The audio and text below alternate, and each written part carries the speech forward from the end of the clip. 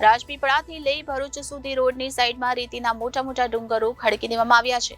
આ બાબતે જિલ્લા કલેક્ટરનું પણ અનેકવાર ધ્યાન દોર્યું હતું. સંકલન સમિતિની બેઠકમાં પણ રેતી અને ખનીજ ખનન બાબતે રજૂઆત કરી હતી, પરંતુ તેમણે પણ આજ દિન સુધી નક્કર કોઈ પગલાં નહીં ભર્યા હોવાનો આક્ષેપ પણ મનસુખ વસાવાએ કર્યો છે. જો આ વિસ્તારમાં ઓવરલોડ વાહન બંધ નહીં થાય તો મનસુખ વસાવા દ્વારા જન આંદોલન કરવામાં આવશે અને તેનું નેતૃત્વ તેઓ જાતે પોતે કરશે તેવી ચીમકી પણ ઉચ્ચારી હતી.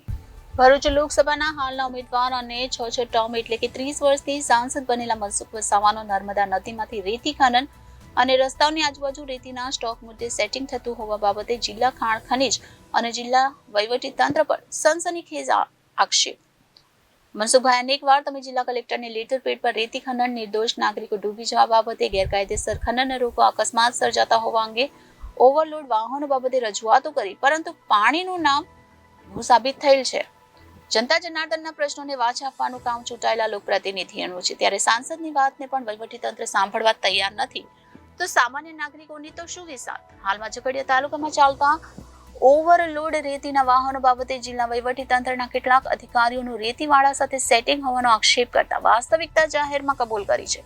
એ જ મનસુખભાઈની જનતા પ્રત્યેની વફાદારી છે. ઉમલ્લા ગામે ઓવરલોડ વાહનના કારણે પંચાયતના પાણીની પાઇપલાઇન તૂટી હોય, 5 દિવસથી પાણી નથી, જેથી મનસુખભાઈને જાણ થતા મુલાકાતે આવ્યા હતા. સાથે જ જિલ્લા પંચાયતના પ્રમુખ મહેન્દ્રસિંહ તેમજ સ્થાનિક કાર્યકરો, ચૂંટાયેલા પ્રતિનિધિઓ, ગ્રામ પંચાયતના સરપંચ ઉપસ્થિત રહી મીડિયા સમક્ષ ચોંકાવનારા આક્ષેપ કર્યા છે.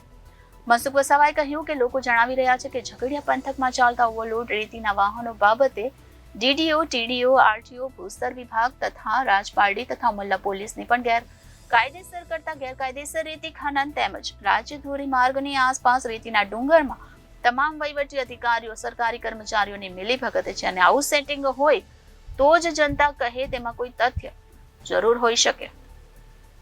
ઓવરલોડ વાહનોના કારણે રાજપારડી, ઉમલ્લા તથા સ્થાનિક લોકો બજારમાં ધંધો રોજગાર કરનાર, રાહદારી વગેરેના ઘણા સમયથી હેરાન પરેશાન થઈ રહ્યા છે અને કેટલીક વખત તો જીભા જોડી અને મારામારીના બનાવો પણ બન્યા છે, પરંતુ તેનું આજ દિન સુધી કોઈ ઉકેલ નહીં મળતા મારે મીડિયા સમક્ષ રજૂ થવું પડ્યું અને અમારી સરકાર અને અમારા જ વહીવટીતંત્રને આડે હાથ લેવા પડે એ પણ અમને શોભતું નથી. પરંતુ અધિકારીઓએ જે પ્રશ્નો ઉકેલવા જોઈએ તે ન ઉકેલે ત્યારે મજબૂર બનીને લોકપ્રતિનિધિઓ પાસે પ્રશ્નો લોકો લાઈન આવે તો અમારે તો તેને ગંભીરતાથી લેવા જ પડે.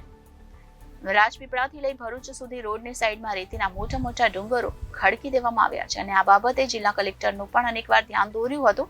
સંકલન સમિતિની બેઠકમાં પણ રેતી અને ખનીજ ખનન બાબતે રજૂઆત કરી જ હતી, પરંતુ તેમણે પણ આજ દિન સુધી કોઈ નક્કર પગલાં નહીં ભર્યા હોવાનો આક્ષેપ પણ મનસુખ વસાવાએ કર્યો છે.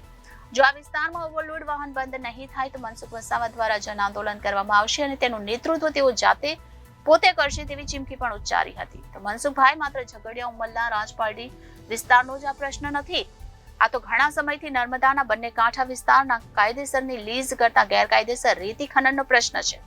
જવાબદાર ખાણ ખનીજ અધિકારી ફ્લાઇંગ સ્કોડ માત્ર ઉડતી એટલે કે ફ્લાઇંગ મુલાકાત કરીને સરકારી ગાડીમાં નહીં પરંતુ રેતી માફિયાઓની બ્લેક ફિલ્મ લગાડેલી નંબર વગરની કાળી સ્કોર્પિયોમાં આવીને વ્યવહાર લઈને રફુચક્કર થઈ જાય છે અને આવા સરકારી તિજોરીને લાખો કરોડોનું આર્થિક નુકસાન કરનાર અધિકારીઓ સામે સરકારમાં તમારા લેટર પેડ પર રજૂઆત કરી તપાસ સાથે નિષ્પક્ષ ઇન્કવાયરી બેસાડો તો તેમની શાન ઠેકાણે આવે અને તેમની નામી, બેનામી, અપ્રમાણસર સંપત્તિ બાબતે પણ જવાબદાર અધિકારીઓની તપાસ કરાવો તો ઘણું મોટું ભરૂચ જિલ્લાનું ખનીજ ચોરીનું આર્થિક કૌભાંડ બહાર આવી શકે તેમ છે. આશ્ચર્યની બાબત તો એ છે કે જાગૃત નાગરિકો અને પત્રકારો દ્વારા ગાંધીનગર કક્ષાએ ટેલિફોનિક સંપર્ક કરવામાં આવે છે, પરંતુ કોઈ સાનુકૂળ પ્રતિસાદ મળતો નથી. ખનીજ કમિશનર કચેરીનો સંપર્ક નંબર પણ સંપર્ક કરતા તે પણ બંધ આવે છે. મહત્વની બાબત એ છે કે દક્ષિણ ગુજરાત ઝોનની ફ્લાઇંગ સ્કોડની જવાબદારી નરેશ જાની પાસે છે, તે જ જવાબદારી પણ ભરૂચ જિલ્લા ખાણ ખનીજ અધિકારી પણ નિભાવે છે. ત્યારે કેવું અને કેટલું નિષ્પક્ષ ન્યાયી રેડની કાર્યવાહી થતી હશે? અને આ નરેશ જાની ઘણા સમયથી અનેક વિવાદોમાં હોવા છતાં અને મીડિયા એ તેના પ્રિન્ટ અને ઇલેક્ટ્રોનિક મીડિયામાં પણ ખાણ ખનીજ કચેરીમાં ચાલતા ભ્રષ્ટાચારના અહેવાલો અનેક મીડિયાએ પ્રસ્તુત કર્યા હોવા છતાં ગાંધીનગર સ્થિત મહેસૂલ, ખનીજ અને લાગતી વળગતી કચેરીઓ કેમ એક્શન લેવા તૈયાર નથી કે આવા મીડિયા અને સોશિયલ મીડિયાના અહેવાલોને નજરઅંદાજ કરે છે? અને એ પણ કેવી કમનસીબી! સોશિયલ મીડિયાના અહેવાલોને પણ નજરઅંદાજ કરવામાં આવે છે. ઝઘડિયાની સામે આવેલા કડોદ, તવરા, સુકલતીર્થ, મંગલેશ્વર, કબીરવડ, અંગારેશ્વર, જનોર, નાંદ, ઓર, સંગઓર, પઠાર વગેરે ગામો તેમજ લોકસભા વિસ્તારમાં આવતા અનેક નદી કાંઠાના ગામ અનેક સમસ્યાઓથી પ્રભાવિત છે અને કેટલીક ગ્રામ પંચાયતો દ્વારા ઠરાવ કરી સંલગ્ન તંત્ર વાહનોને લેખિત જાણ પણ કરી હોવા છતાં કોઈ નીતિ વિષયક પગલાં લેવામાં નથી આવતા. ઉમરલા ગામ પંચાયત ખૂબ મોટી ગામ પંચાયતો છે. એક મિની શહેર જેવી આ બંને ગામ પંચાયતો છે, જોઈન્ટ સાથે જોડાયેલી છે. ઉમરલા સાથે લોકો ઉમરલાના નામથી જ ઓળખાય છે. આ બંને ગામ પંચાયત ના લોકો ખૂબ હેરાન છે. રેતીના હાઈવા ઓવરલોડ ભરીને જાય છે, એના કારણે ખૂબ હેરાન થાય છે. ટ્રાફિક પણ બજારમાં જામ થાય છે, કારણ કે પહેલી વખત એટલા મોટા હાઈવા જાય છે કે એના કારણે લોકો ખૂબ ત્રાસી ગયા છે. નાના વાહન ચાલકો તો ખૂબ જ પરેશાન છે. આ હાઈવાઓના કારણે પીવાના પાણીની પાઇપલાઇન છેલ્લા 5 દિવસથી તૂટી ગઈ છે. જિલ્લા વહીવટી તંત્રને, તાલુકા વહીવટી તંત્રને, મામલતદાર હોય, પીએસઆઈ હોય કે ખાણ ખનીજવાળાને પણ જાણ કરી છે, છતાં પણ કોઈક ને કોઈ કારણ છે એમની સાથે મિલીભગત છે કે શું છે. લોકોનો તો આક્ષેપ જ સીધો છે. બધા જ લોકોની આ ખાણ ખનીજ રેતી માફિયાઓ સાથે મિલીભગત છે, એના કારણે બે રોકટોક આ ચાલે છે. ના પાઇપલાઇન તૂટી ગઈ, પીવાના પાણીનો પ્રશ્ન ટીવી મીડિયામાં આવે છે, લોકલ સોશિયલ મીડિયામાં આવે છે, છતાં પણ એક સિંગલ અધિકારી, પીએસઆઈ કે મામલતદાર કે પ્રાંત કે આ વિસ્તારના કોઈ અધિકારી અહીંયા જોવા માટે પણ આવતા હોય. ટીડીઓ પણ આ પાણીનો પીવાનો મોટો પ્રશ્ન છે. ટીડીઓ કેમ કોના સાથે સેટિંગમાં બેઠા છે આ તાલુકા વિકાસ અધિકારી, એ મને સમજાતું નથી. તો આ હાઈવાના કારણે રેતીના ધંધા સાથે જોડાયેલા લોકોના કારણે લોકો ખૂબ હેરાન છે. રેતીના ધંધા સાથે જોડાયેલા અમને પૂરો સહકાર આપે. સરકારના નીતિ નિયમ મુજબ તમે કામ કરો, ધંધો કરો, અમને કોઈ વાંધો નથી, પણ તમે સરકારના નીતિ નિયમ મુજબ ઓવરલોડ ગાડીઓ ભરો, જે આ વિસ્તારની અંદર માન્ય નથી તેવી મોટી હાઈવાઓ અહીંયા ફેરવો, એના કારણે લોકો હેરાન થાય છે. અને રાજપીપળાથી ભરૂચ સુધી બંને સાઈડ પર મોટા પર્વતોની જેમ રેતીના ખડકો કરી દેવામાં આવ્યા છે. જિલ્લા વિકાસ અધિકારીનું કેટલાક લોકોએ મને કીધું કે જિલ્લા વિકાસ અધિકારીઓની સેટિંગ છે, ટીડીનું સેટિંગ છે, આરટીઓના અધિકારીઓની સેટિંગ છે, અહીંના પીએસઆઈ, રાજપાડીના પીએસઆઈ ને ઉમરલાના પીએસઆઈ નું સેટિંગ છે. લોકો ખુલ્લેઆમ કે છે, આ લોકોની વાત કરે છે. અમારા મોડીની વાત નહીં, લોકોની વાત છે ને. લોકો ક્યારે કહેતા હશે કે જાહેરમાં બધું ચર્ચાતું હોય. અને આ પ્રકારના જે ધંધો કરનારા લોકો, રેતી વ્યવસાય સાથે ઓવરલોડ વાહનો જીએમડીસી માં ફરતા હોય, બધા જ લોકો બેફામ રીતના ચાલે છે, બે રોકટોક, એના કારણે લોકો ખૂબ ત્રાસી ગયા છે. અને બધા જ જિલ્લા કલેક્ટર સાહેબને પણ આનું ધ્યાન દોર્યું છે, પણ કલેક્ટર સાહેબે પણ પગલા નથી લીધા. બંને પીએસઆઈને વારંવાર આ વિસ્તારના પ્રતિનિધિએ જાણ કરી છે. જિલ્લા પંચાયતના પ્રમુખ શ્રી મહેન્દ્રસિંહે પણ સમય બધાને જાણ કરી છે. ડીડીઓ ને ટીડીઓને પણ આની જાણ કરી છે, મામલતદારને પણ જાણ કરી છે, પણ ક્યાંક ને ક્યાંક એમની સાથે સેટિંગ હોવાના કારણે આજે વાત કરીએ છીએ તો અમને પણ ગમતું નથી. પણ પ્રજાના પ્રશ્નો, પ્રજા હેરાન થાય છે, એના કારણે અમારે બોલવું પડે છે.